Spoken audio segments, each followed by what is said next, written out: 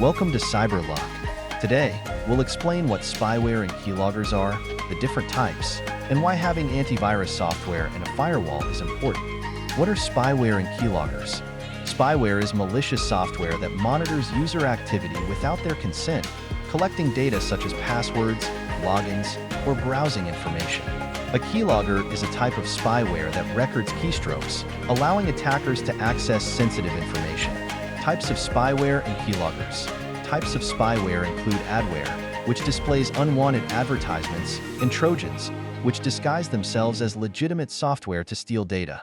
Keyloggers can be installed as software on a computer or as hardware attached to the keyboard. Differences between spyware and keyloggers. The differences between spyware and keyloggers lie in their operation. Spyware works more broadly, collecting various types of data, while a keylogger focuses on recording keystrokes. Why are antivirus software and a firewall important? Antivirus software and a firewall play crucial roles in protecting against spyware and keyloggers.